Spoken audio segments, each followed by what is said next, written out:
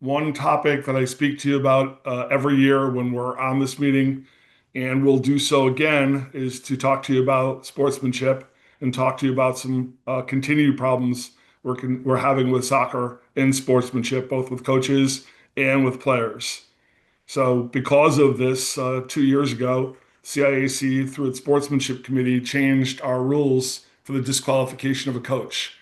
If the disqualification of a coach now is a 2 game suspension, it is taking 2 NFHS courses, a $50 fine. And if it is something really egregious, you will have to appear before the CIAC to decide whether or not you will continue coaching. And our schools have done a great job taking that very seriously, but we did not see really the growth last year we were looking for. We still had several coaches who were DQ'd and didn't really see that growth. So we're going to move on to the next step here. And the soccer committee, when it looked at all of the statistics from last year, decided to make some changes once again. This one's going to have a great impact on soccer this year. It is not going to impact a large percentage of you who behave very, very well and promote sportsmanship, as well as making sure that your student athletes promote sportsmanship and act in a sportsmanlike manner on the field. So the change in this year's rules, so, kind of segues from what you soccer coaches asked the soccer committee for many years. I heard it over and over. A yellow card is not just a yellow card. Yellow cards could simply be a hard foul. They could be a number of things. Yet when you got 3 cumulative yellow cards as a player, you had to sit out the next game. So we changed 2 years ago to having tier 1 cards, which are use of vulgar language and profane language, as well as dissent, being the only two tier 1 cards, and all the rest being a separate category as far as yellow cards go. We all, I think everybody on this call would agree that you have the ability to control yourself, that dissent and vulgar language has no part in the game whatsoever and needs to be completely eradicated. So the change for this year will be we won't have that cumulative 3 card rule, which often affected lots of players near the end of the season, going into the playoffs and different things, having to sit out really important games, senior nights, everything else. So this year you will have 2 tier 1 cards will put you out and have suspend you for the next game. So 2 tier 1 cards, but the big part of that is for any subsequent card, any subsequent tier 1 card, you will be suspended for another game. So we are going to get better sportsmanship in boys and girls soccer come one way or another, and this is the path we've chosen to take.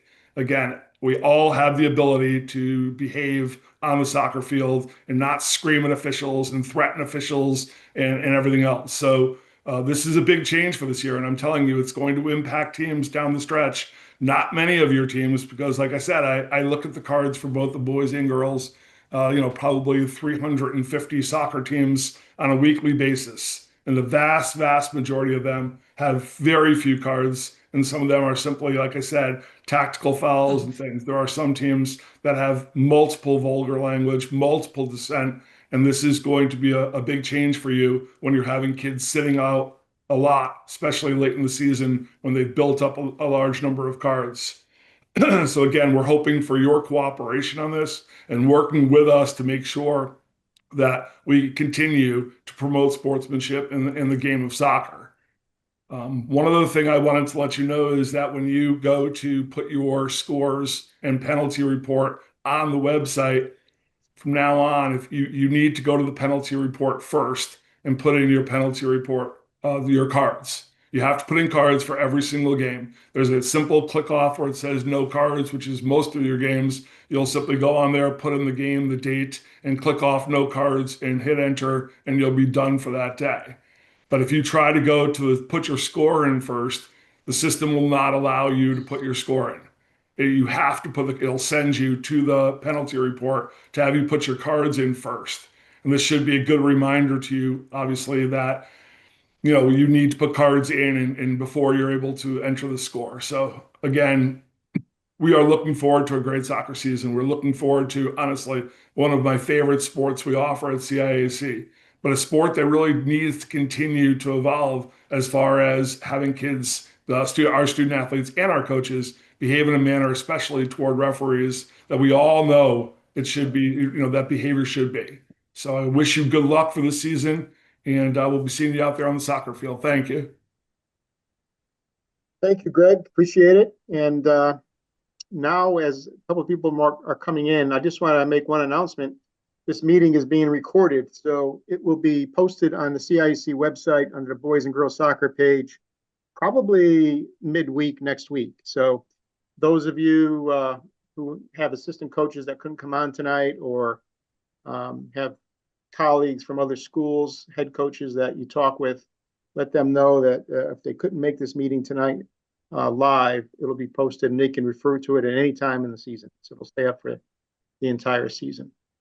All right, Stephen Wallens from the Central Board is our state rules interpreter.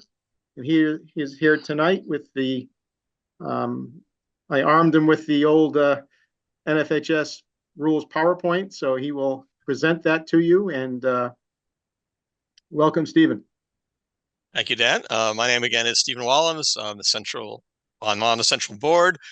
A quick plug for all of you is, if you know anybody who wants to be a referee, every single board needs more referees. So, get in touch with your local board. I'm in my 70s and I'm still going to try to referee a few games, even though I'd like to retire. So we do need more bodies. This is my 4th season doing this. The rule changes this year are very minor. The only 2 substantive changes are actually directed straight at the coaches. So let me get my PowerPoint up. The PowerPoint was originally 87 slides. I've cut it down a huge amount. A lot of stuff is just advertising for NFHS. All right. Okay, so 2025, 2026 rule changes. Some of them are just clerical. A lot of them are just clarifying things by making changes that are not actual rule changes. Okay, try to get it to move. In real life? There we go. All right, so first one. This is not a change. It's just a clarification that substitutions can happen when a game is temporarily suspended, including water breaks and stuff like that.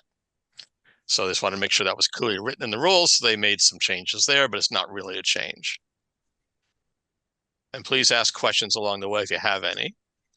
Again, this is not a change, but with all the different little changes they've made over the years, we're making it really clear here that what determines whether an injured player, including the goalkeeper, has to leave the game is not why the clock stopped or when the clock stopped. It's if the referee beckons a healthcare official or a coach or anyone onto the field to tend to the player, then the player has to go off.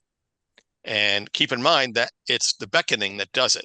So if the referee beckons you on and you say, I'm not coming on, or I don't want to come on, that does not keep the player on the field. So as soon as the referee goes, waves and says, let's come on, then that player has to go off. Again, this is not a change, just a clarification. Clarification, again, that players' numbers may be placed on the front of the jersey and or shorts, in addition to the back of the jersey. This is a big one now, all right? So there are 2 big ones. This is the first one. No coach, player, substitute, or other team personnel other than the team captain shall approach or speak to the officials during an interval between periods, unless beckoned by an official. So this basically says that team captains are the only ones that can walk up to an official at halftime to get clarification on a call or something that they need to talk about. No one else can do that unless the referee beckons that person. This does not mean the only change is you saying, can I come over before you come over? Coaches, you're just not supposed to go talk to the referees at halftime or any other break in the game. Okay, so rationale, the time between periods of play is designated for rest for all participants, not for engaging with officials. This rule change introduces specific language and penalties for coaches or players who confront officials during these intervals, aiming to reduce unnecessary disputes and maintain a respectful game environment. So it is now an actual reason for a caution. One of the reasons for a caution is approaching the referees at halftime. Now, there isn't a lot of information on this yet besides the basic rule, so we'll have to see what happens over the years, but there were some situations added to the rule book, so I added that to the presentation for some examples. So during halftime, an assistant coach approaches referee and asks to add a player to the roster. Referee says okay to approach. That's the important part. That is okay. You don't want to use your players to add people to the roster. Player approaches referee to complain about a call. Not okay. And keep in mind, this process starts as soon as the referee blows the whistle for the halftime. A team captain asks for clarification on a call. That is okay. Team captains can approach the referees during the halftime without being beckoned. Doesn't mean they can go over and complain. Bench personnel offers referee a drink. Okay, this was one of the things they had in there, so I'm including it. The coach approaches to argue an offside call or any other call. That is not okay. So that is one of the two significant changes. So it might be a good time to start prepping your captains that you need to talk with you need to talk with the referee at halftime. They're going to be the ones doing it. The second significant change, again directed at coaches, is the head coach is responsible for conduct of their team, inclusive of all bench personnel in the team area. The head coach may be warned, cautioned, or ejected for misconduct committed by bench personnel. They did give some specific examples, so I'm going to cover the two they gave.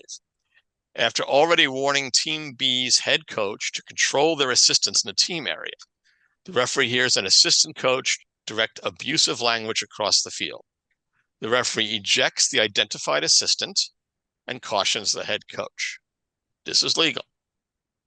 Second example, dissent is publicly directed to the referee from Team A's bench area.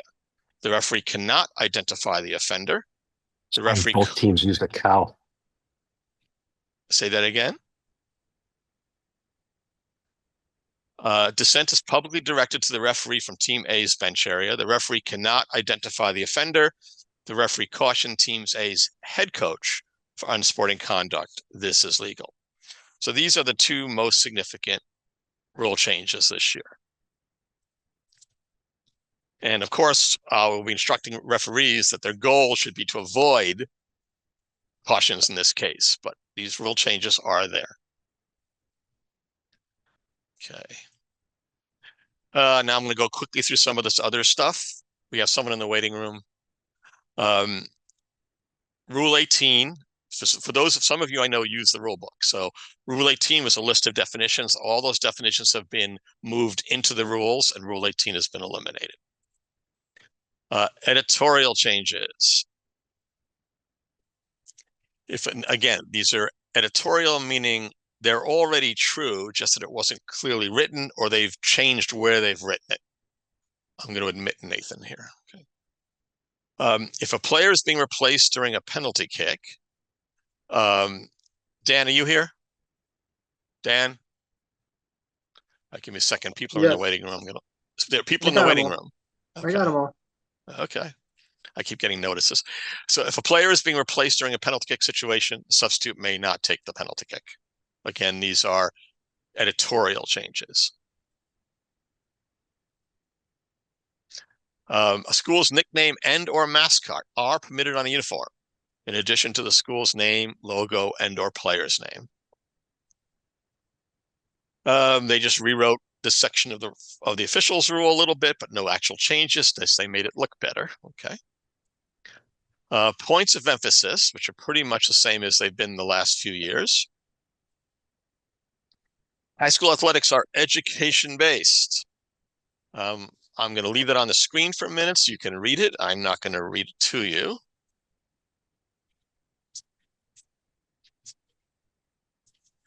There is a, let me see if there's anything different I have on that. Nope. So I'll leave it up another 15, 20 seconds. And again, you can always go back to the recording.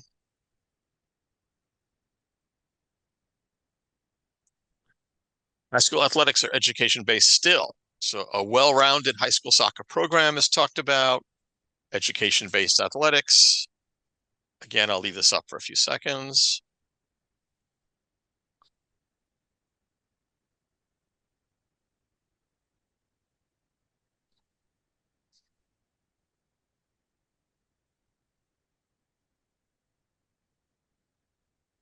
Okay. Courage, character, and consistency. This is for the officials, and important for contest officials to conduct themselves in a professional manner that upholds the dignity of the position.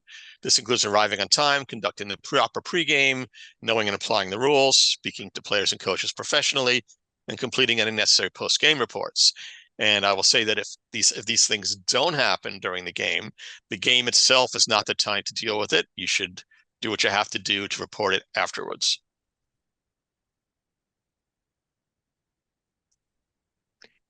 Team areas and bench decorum obviously goes along with everything both Greg and I have been talking about.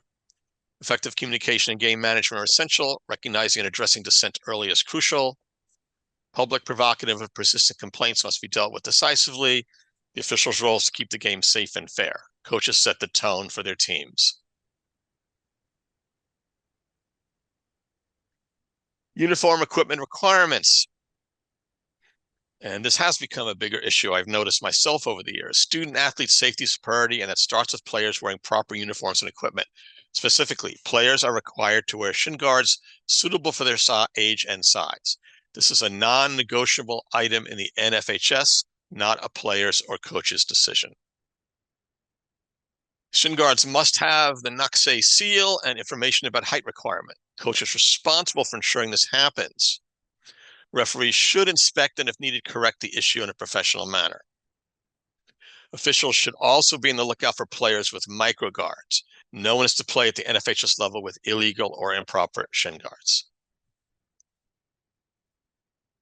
So there's been an update on the NFHS authenticating mark. This screen is obviously not just for soccer, because we're talking about inflatable and non-inflatable balls.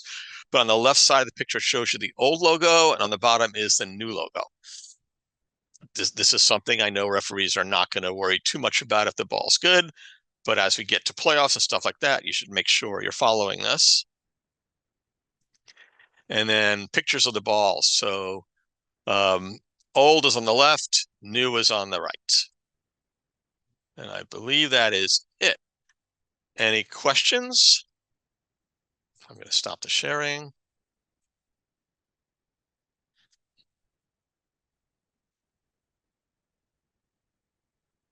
No questions. Greg, are you still there? No, Greg got off, Stephen. Okay. So I'll ask you the question. How is that information that he gave this group disseminated to the boards? Or is it? To the officiating boards? Yes. I believe the sports committee, the soccer committee as well as when I send out my preseason reminders to all the commissioners, it'll have it in there. Okay, thank you. So no questions. That's good. This has never happened before. No, and we're this year we chose to have this meeting prior to the start of practices, whereas past years we had it just before the first game. So I think this made it a little easier for most people's schedules. And again, this meeting has been recorded, and probably midweek next week, it'll be up on the boys and girls main page of our website, of the soccer pages. And again, you can refer to it anytime during the year. Other than that, I have nothing.